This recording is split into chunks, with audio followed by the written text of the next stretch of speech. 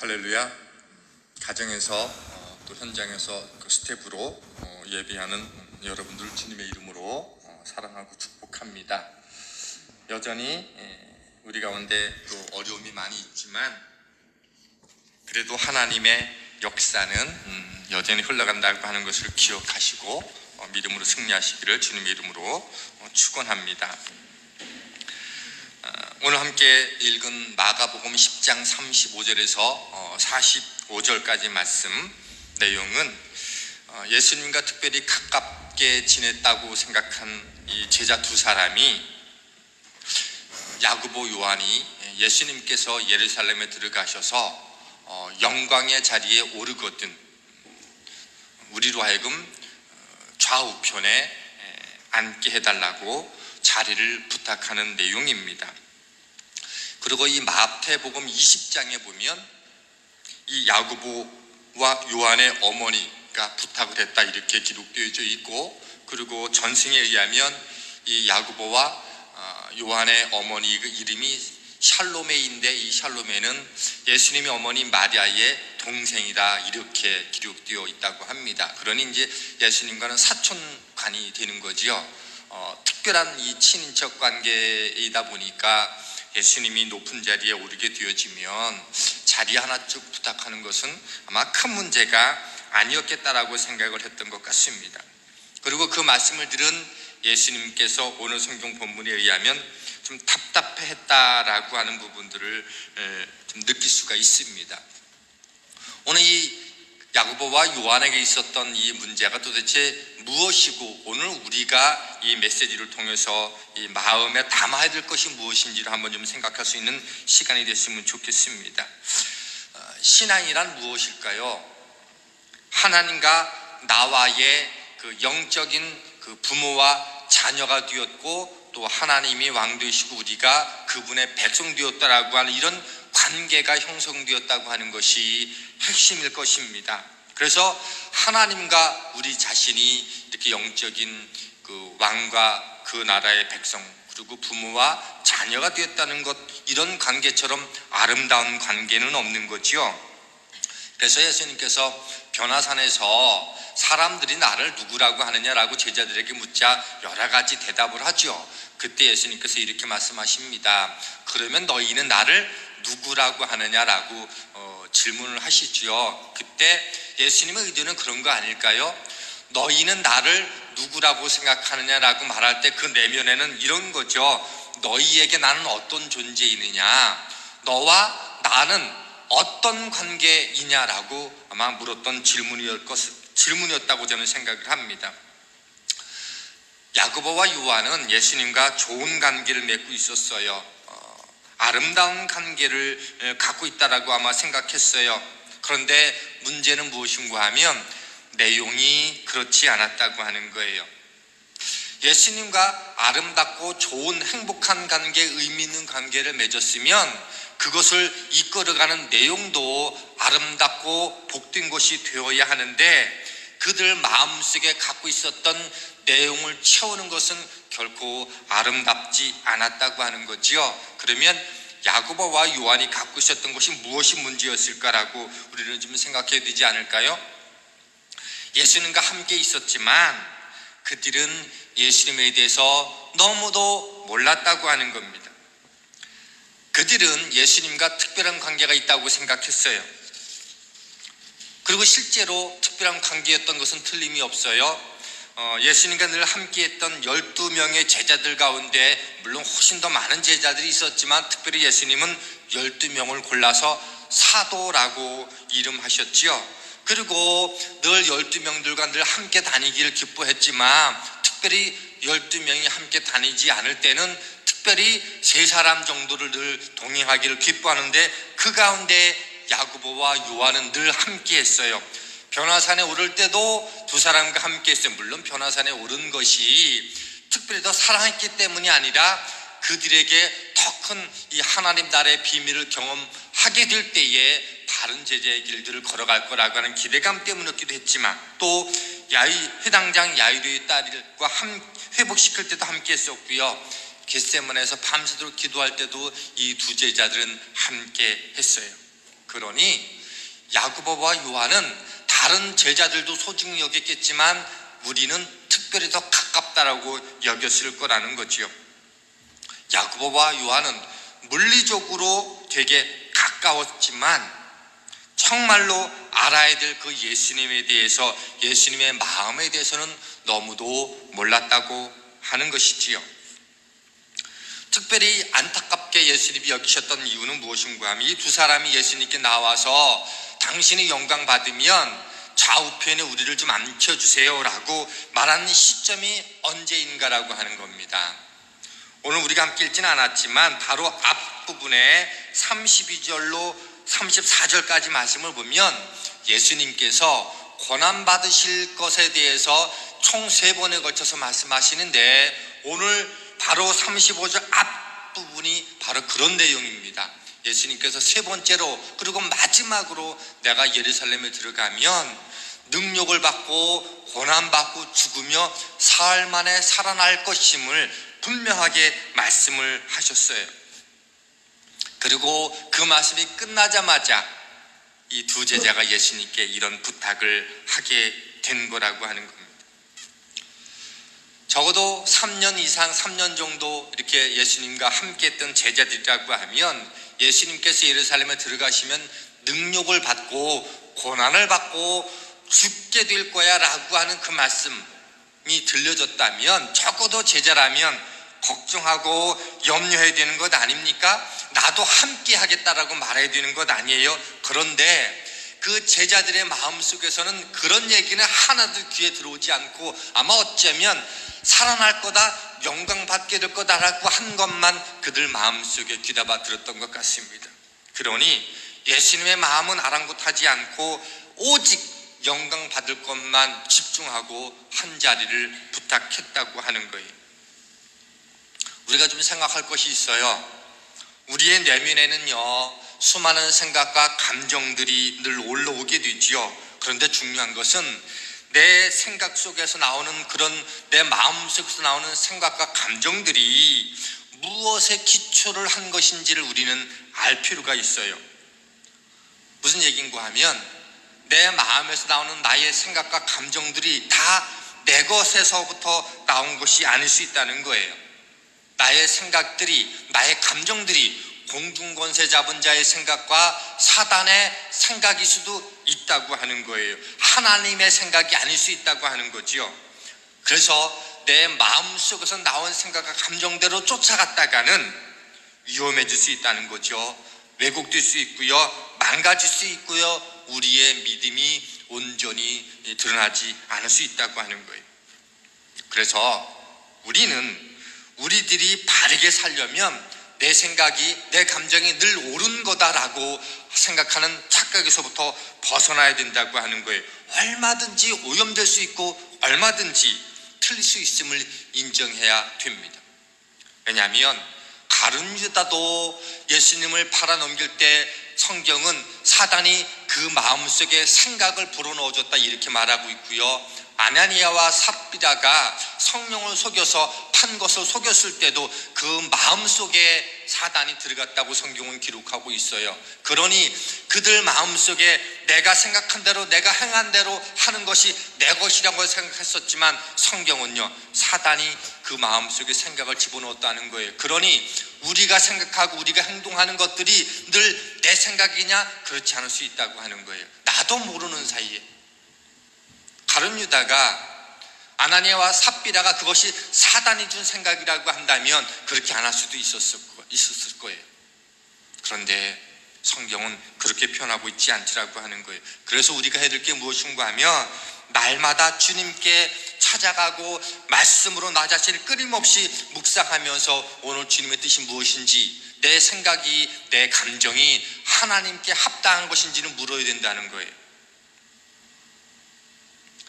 야고보와 요한은 내가 예수님과 함께 오랫동안 생활했으니, 물리적으로 가까이 있었으니 내가 품은 생각들, 내가 품은 감정들은 옳다라고 생각했는지도 모른다라고 하는 거예요. 그러니 예수님이 고난을 이야기하고 죽음을 이야기하고 있음에도 불구하고 영광의 자리를 달라라고 말하고 있다는 거지요. 그들은요, 예수님과 함께 있지만 몰라도 너무도 몰랐고 내 생각이 어디로부터 흘러나온 것인지에 대해서는 어떠한 깊이도 생각도 더하지 않았다고 하는 겁니다.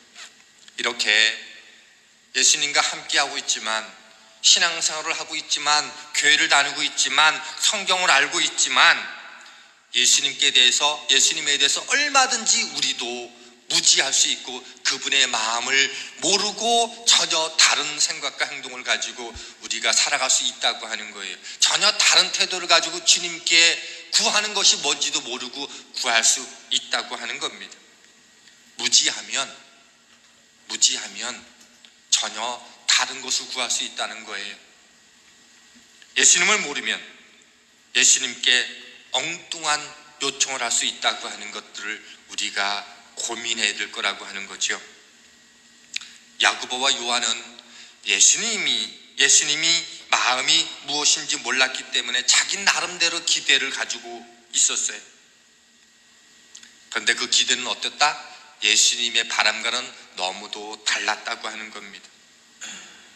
그러면 우리는요, 야고보와 요한이 좀 특별한 사람이었고 너무 가깝기 때문에 좀 그런 요청을 했던 것 아닌가라고 생각할 수 있거나, 혹은 이 사람들이 이상한 사람들이라고 생각할 수도 있어요. 그래서 나는 야고보와 요한과 같지는 않을 수 있다라고 자신할 수 있을지도 몰라요. 그러면 다른 제자들은 어땠을까? 우리가 좀 생각해 볼 필요성이 있어요.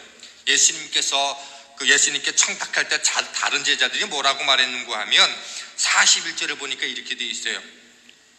10 제자가 듣고 야고보와 요한에 대하여 화를 내거늘. 다른 제자들이 야고보와 요한이 한 게 얼토당토한 건 말도 안 되고 웃기고 이거 상식적으로 통하지 않는 거라고 얘기하면, 그지, 야 어떻게 그런 생각할 수 있냐 이렇게 말할 수 있는데 화를 냈다는 거야. 무슨 뜻인가요? 그들도 똑같은 생각을 했다는 거예요. 선수를 뺏겠다고 생각했다는 거예요. 내가 먼저 예수님께 부탁을 했어야 되는 건데 선수를 뺏겨가지고 아깝다. 그리고 어떻게 너만 그렇게 자리를 요청할 수 있어? 라고 생각했기 때문에 화를 냈다고 하는 거예요. 제자들이 화를 냈다고 하는 것, 그것은 오늘 우리도 그럴 수 있다는 거예요.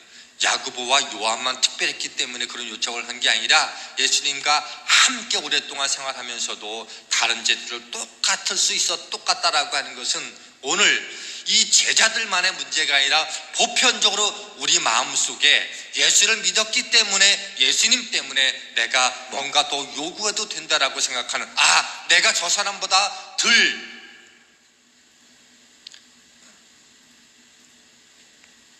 할 거다, 덜 할 거다,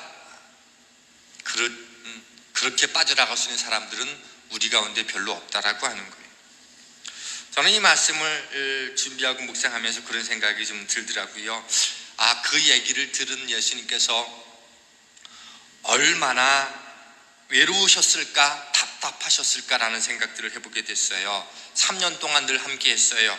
사역 현장에서 늘 같이 있었고 가르쳤고 또 파송해서 보내면서 여러 가지 하나님의 은혜를, 능력을 경험하게 했어요. 심지어 겟세마네에서는 한 번도 그렇게 표현하지 않았던 고민까지도 그 야고보와 요한에게, 베드로에게 나누지 않았습니다. 내가 죽겠다, 함께 기도해달라고 그렇게 부탁까지도 하지 않았습니까? 그런데 아무런 마음의 공감이 없어요. 예수님의 삶과 내용과 방향에 대해서 어떠한 일치된 마음이 보이지 않아요. 이제 코앞에서 이제 주님께서 마지막 십자가 길들을 걸어가는 그 시점인데도 여전히 제자들에게서는 같은 공감대의 마음이 없었다는 거예요. 얼마나 외로우셨을까. 이제 고난을 당하시고 죽으셔서 온 인류 만민을 위한 구원의 길을 걸어가실 그때인데 오직 영광만을 구하는 제자들의 모습을 보면서 그분의 마음이 좀 느껴지지 않습니까? 예수님을 모르면, 예수님의 마음을 모르면 우리는 언제든지 다른 기대를 품을 수 있는 거구나.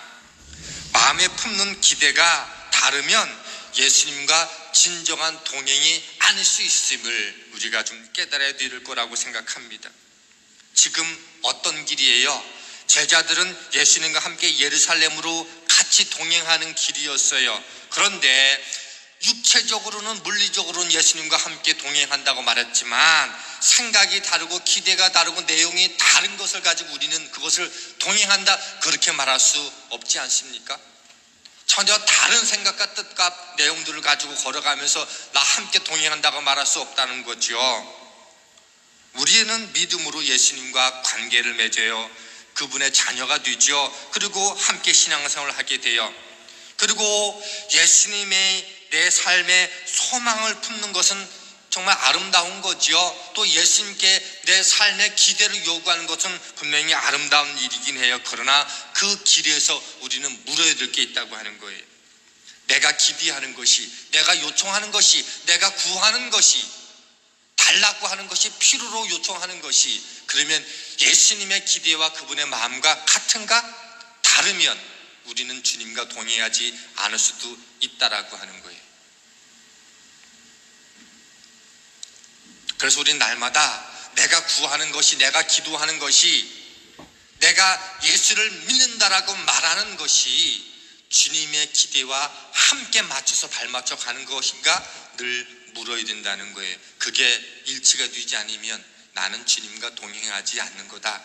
내 안에 예수님이 계시지만 내 안에 예수님이 계시기 때문에 동행하는 것이 아니라 그분의 마음과 생각이 함께 일치되어서 늘 끊임없이 그렇게 살아내려고 애를 쓰는 그 삶의 자리가 동행하는 거지, 내 안에 그분이 있다고 우리가 함께 산다고 동행하는 것은 아니잖아요. 그냥 동거인이지 동행하는 것은 아니라고 하는 거죠. 주님이 내 안에 동거하고 있다고 내가 그분과 늘 동행하는 것은 아닐 수 있다고 하는 것을 우리는 오늘 말씀을 통해서 깨달아야 되는 것이죠. 그러니 예수님의 뜻과 전혀 다른 길을 걸어가면서 내가 신앙생활을 하고 있다고 하는 것 때문에, 내가 교회를 다닌다고 하는 것 때문에 내 삶이 예수님과 동행하는 건가? 그것은 다른 거라고 하는 겁니다. 야고보와 요한은 예수님과 함께 길을 걸어가고 있어요. 누구보다 가까운 관계이고 혈육적으로도 가까운 관계였지만 내용은 동행하는 것이 아니었고 주님을 답답하게 하는 것이었음을 우리는 기억합니다. 기대가 예수님과 달랐고 삶의 방향이 달랐기 때문입니다. 주님의 기대와 나의 기대가 다르면 주님을 아프게 하는 것일 수 있겠구나. 예수님 마음 모르면 얼마든지 내 요구가 함께 있는 그 자리가 주님을 아프게 할 수도 있다라고 하는 것. 저는 오늘 이 말씀 안에서 그런 감정들을 좀 많이 보게 됐습니다. 그러면 신앙생활이란 무엇일까? 주님과 동행한다라고 하는 것은 무엇일까? 오늘 35절 말씀 보면 이렇게 돼 있어요. 저는 여기에 대답이 있다고 생각을 해요. 세베대의 아들 야고보와 요한이 주께 나와 여짜오되 선생님이여 무엇이든지 우리가 구하는 바를 우리에게 하여 주시기를 원하옵나이다. 이거를 세번역으로 읽었더니 이렇게 기록해놨어요. 세베대의 아들들인 야고보와 요한이 예수께 다가와서 말하였다. 선생님, 우리가 요구하는 것은 무엇이든지 해주기 바랍니다. 우리가 요구하는 것은 뭐든지 다 해주세요. 이렇게 말했다는 거예요. 그리고 예수님이 이 질문이 잘못되었다라고 표현하는데, 여러분 38절에 예수께서 이르시되 너희가 구하는 것을 알지 못하는 도다 라고 하는 이 알지 못하는 도다가 세번역은 모르고 있다, 이렇게 너희가 구하는 것을 알지 못한다는 말을 보다 더 직설적으로 표현했어요. 모르고 있다. 너희가 구하는 게 뭔지 너희들은 지금 모르고 있어. 몰라서 지금 그렇게 말하고 있는 거야. 이렇게 표현해 놓았어요. 몰랐다는 얘기가 뭐예요? 잘못됐다는 거예요. 예수님과 특별한 관계가 있었고 3년 동안 함께 훈련받고 함께 가르침을 경험했었지만 예수님이 중요하게 여기는 것인지를 뭐예요? 몰랐다라고 하는 거예요. 왜요? 관심이 없었기 때문에 그렇다는 거죠. 함께 있었지만 믿지만 주님의 관심이 어디 있는지를 전혀 관심하지 않았기 때문에 몰랐다라고 하는 거예요. 그러면 그들은 관심이 어디에 있었던 거예요? 오직 자기 자신들에게만 있었던 거예요. 내가 누려야 될 것, 내가 얻어야 될 것, 내가 차지해야 될 것, 그것에만 그들의 관심이 있었다는 거예요. 야고보와 요한만이 아니라 다른 제자들도 마찬가지로.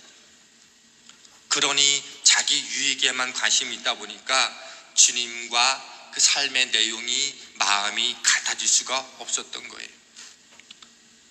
물론 우리가 예수를 믿는다라고 하는 것은 처음에 관심은요, 나로부터 시작할 수 있어요. 그리고 요구하는 것에 대해서 얻음으로 우리가 믿음의 길들을 걸어갈 수 있어요. 또 실제적으로 우리가 믿음의 길들을 걸어갈 때 성숙한 믿음이 이전에는 주님께 구할 때마다 뭔가 들어주셔야지 그분의 살아계심을 경험할 수 있으니까, 그러니까 나 중심적으로 시작할 수 있어요.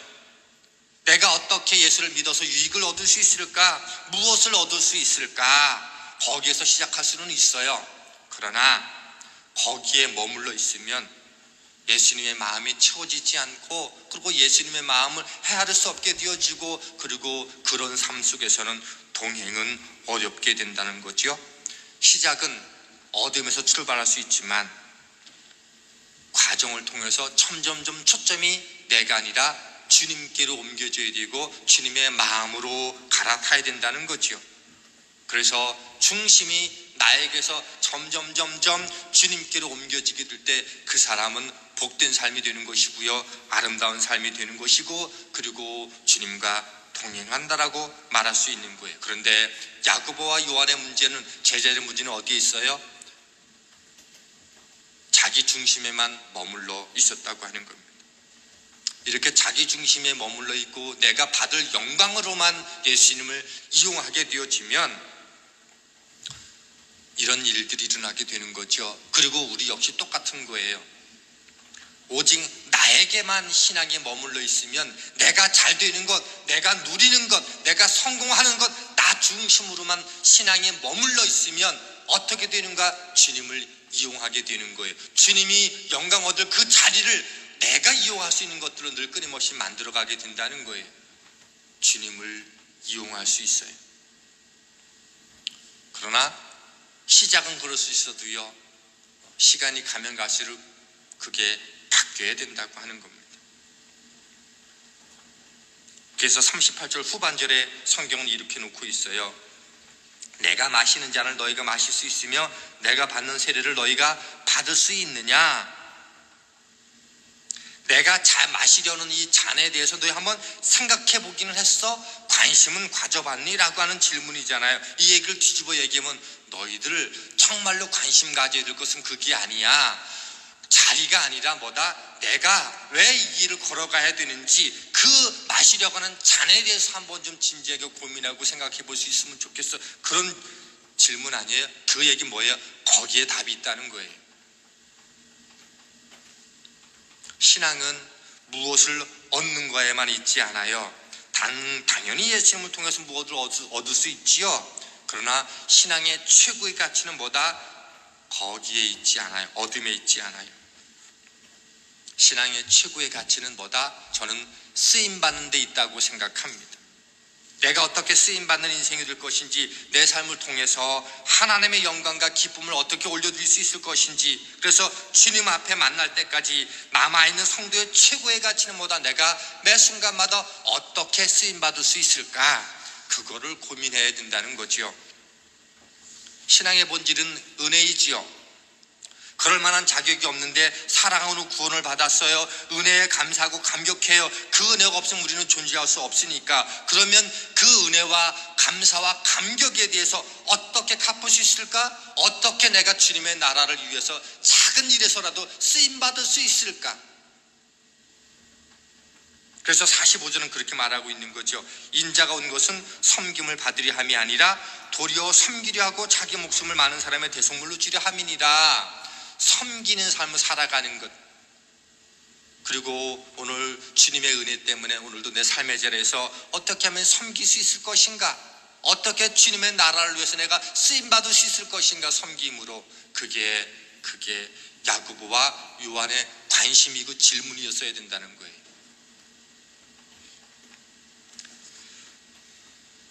신앙생활이요 온통 나에게만 관심을 갖게 되어지면요 신앙은 쉽게 메마르게 되고요 하나님의 은혜에 무감각하게 돼요. 그래서 작은 것 하나에 서운해하게 되어지고 팽하게 되어지고 안 한다라고 얘기하게 되는 일들이 많아지게 되는 거죠. 그래서 마치 이것과 똑같아요. 내가 10,000달란트 용서를 받았는데 이 100데나리온 빚진 사람한테 내가 화나고 감옥에 집어넣는 그 사람과 똑같다는 거예요. 그럼 어떻게 우리가 섬김으로 쓰임받는 자리로 나갈 수 있을까? 저는 힘들어도 신앙의 자리를 지키는 것도 쓰임받는 일이라고 생각해요. 모든 것 주저앉고 싶고 포기하고 싶을 때 믿음으로 견디는 것도 하나님께 쓰임받는 일이라고 생각을 합니다. 어떤 사람에게는요 누군가를 용서하고 존중하는 것이 쓰임받는 방법일 수 있어요. 어떤 사람에게는요 욕심으로만 일관했던 것을 이제 내려놓을 줄 아는 삶의 방식으로 바뀌는 것이 쓰임받는 일이 될 수도 있어요. 가정에서 예배를 드리면서 이게 하나님의 재단에서 드리는 거지. 그래서 목마르네 귀는 들리니까 앞서 물 한 컵 마시면서 그렇게 드리는 예배가 아니라 적어도 내가 이 시간만큼은 끝까지 내가 집중하면서 예배를 드리리라. 마치 교회 현장에서 드리는 것처럼 가장 편안한 자세로 예배를 드리는 게 아니라 조금은 좀 불편하더라도 하나님께 집중하자. 뭐 그런 것들도 오늘 내가 하나님 앞에 쓰임을 받는 방법이 되지 않을까요? 쓰임받는 일은요 아주 작은 일일 수 있어요. 5달란트, 2달란트 받은 사람, 1달란트 받은 사람이 각각 그 주인에게 그 남긴 거를 얘기할 때 5달란트, 2달란트 받은 사람들이 남긴 것을 가지고 주인이 이렇게 말하죠. 작은 일에 충성하여노라고 말하고 있더라는 거죠. 작은 일. 그게 5달란트를 남겨둔 2달란트를 남겨둔 주님께서는 작은 일이라고. 오늘 우리가 어떤 일을 해다고 큰 일이 아니라 내게 주어진 일상 속에서 정말로 하나님의 기쁨이 될 수 있다면 그 일에 성실함으로 다할 수 있는 것, 섬김으로 다할 수 있는 것, 그게 뭐다? 쓰임받는 길이라고 저는 생각을 합니다. 말씀을 정리하겠습니다. 오늘 야고보와 요한은 예수님과 특별한 관계를 가진 사람이었어요. 그래서 이 정도쯤 내 속에서 나오는 생각, 감정들을 가지고 이 정도는 내가 요청해도 충분할 거라고 생각을 했어요. 그래서 주님은 내 마음을 너무도 모르는 거였다고. 너희가 정말로 구할 것은 어떻게 섬길 것인지 내가 그 섬김의 길로 나를 죽기까지 그 주님 앞에 내어드리는 그 삶의 자리로 나아가는 것, 그게 너희들의 질문이었어야 된다라고 말하고 있더라는 거죠. 신앙생활의 절정은요 내가 이렇게 잘 믿었더니 이렇게 복을 많이 주었다라고 하는 얻음도 중요한 것이지만 거기에 머물러 있는 게 아니라 어떻게 내게 있는 모든 시간과 가능성과 열정들을 가지고 주님 앞에 어떻게 쓰임받을 수 있을 것인가, 그게 우리의 관점이어야 된다라고 오늘 성경은 저와 여러분에게 말씀해주고 있습니다. 사랑하는 성도 여러분, 신앙의 출발점은 어둠에서 시작하지만 최고의 가치는 어떻게 쓰임받을 수 있을 것인가, 그리고 마지막 그때 주님 앞에서 하나님 내게 맡겨준 이 은혜의 달란트를 이렇게 사용했으니라고 고백하게 될 때 우리는 가장 기쁨을 느끼게 될 거라고 확신합니다. 바라기는 그런 믿음의 고백들이 저와 여러분 가운데 가득하게 되기를 주님의 이름으로 축원합니다. 고맙고 감사하신 하나님, 오늘 저희들의 삶의 자리 속에서 얻어야지 하나님의 은혜도 경험하게 되지만 동시에 잘못된 질문이 아니라 바른 질문을 할 수 있는 저희들로 축복해 주셔서 하나님께 제대로 바르게 쓰임받을 수 있는 거룩한 하나님의 사람들 다 되도록 축복하여 주시옵소서. 예수님의 이름으로 감사하며 기도하였습니다. 아멘.